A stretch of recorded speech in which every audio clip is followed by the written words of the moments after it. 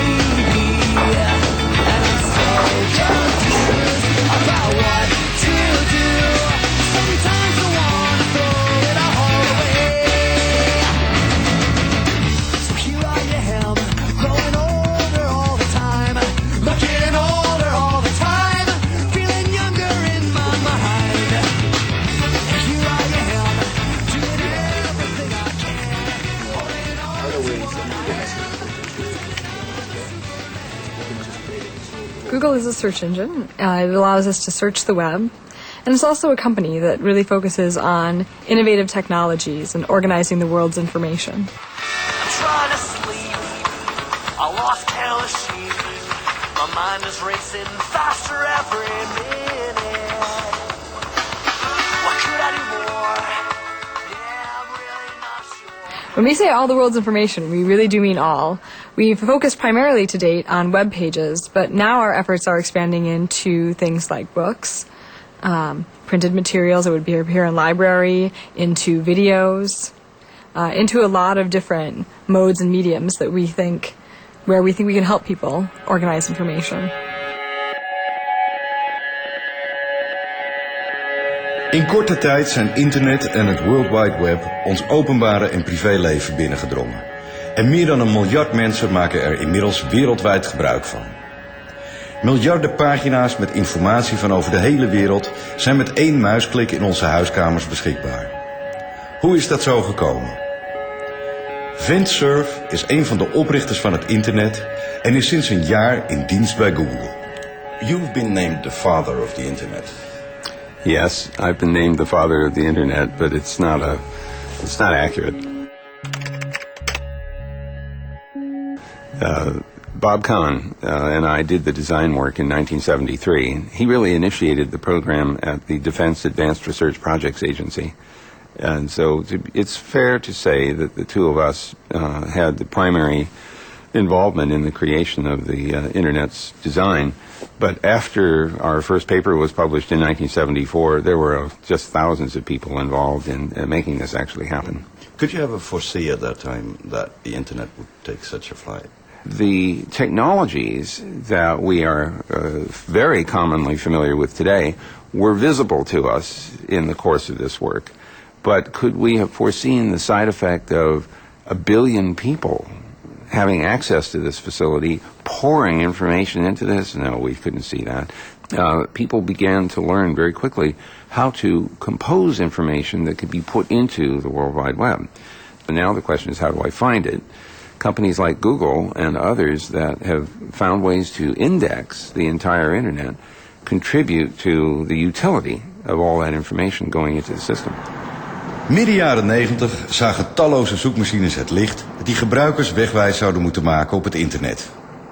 In diezelfde periode begonnen 2 jongens met hun studie aan de Stanford University. Larry Page en Sergey Brin. Terwijl om hen heen de internetzeepbal uit elkaar klapte en het ene na het andere bedrijf op de fles ging, werkten ze aan een nieuwe zoekmachine die alle andere zoekmachines overbodig moest maken. Met een startkapitaal van $100.000 richtten ze in 1999 het bedrijf Google op. Na de beursgang in 2004 werden ze op slag multimiljardair en is Google, met ruim 6700 werknemers, het snelst groeiende internetbedrijf ter wereld. Larry and Sergey, they didn't actually want to start a company.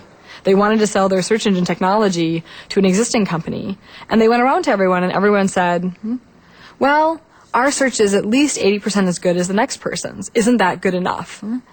And Larry and Sergey said, no, it turns out that last 20% really does matter. And the fact that our search is noticeably better than everyone else's will make a big difference.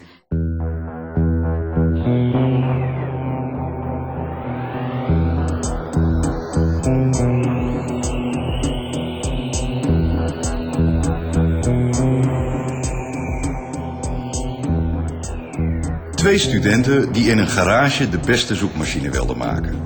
Zo begon Google. Maar hoe werkt zo'n zoekmachine? What is behind that screen? Right, a ton of algorithms that determine what we show and when we show it.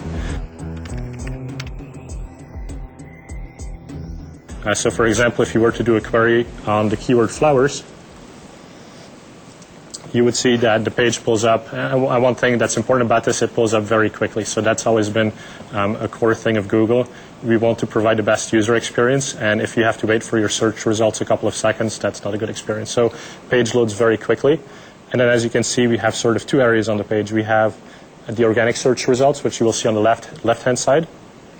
And then you have all of your advertising, which you will see as sometimes the top results on the page. These are clearly marked in a different color, and then we also have them on the right-hand side of the page. For the organic results, the guy who ends up first is happiest of all, I take. Obviously. So how does PageRank work? How does he get there? The way that PageRank works is it looks at incoming links into websites. So essentially the idea is that if somebody has a website, say about flowers, and their website has become an authority on the subject, then it's likely that other people will have links pointing to that website because they feel there's a lot of value on that website and there's something interesting there, so they make links to it. And by looking at all of these links coming in, we can then determine how valuable that page is. Now what we also do is we look at where did these links come from. For example, if somebody had a link from the NewYorkTimes.com to a website, then we understand that the New York Times is more respectable than maybe my personal website. So that has a bigger boost in the way that your page will be ranked in the organic results. De vraag is, hoe wordt die keuze gemaakt om bijvoorbeeld de New York Times hoger aan te slaan dan een persoonlijke website? There are mechanisms that we and others use to try to assess which information is thought to be the most relevant. After all, the party is doing the search wants information which is most relevant to the specific terms that have been used in the search query.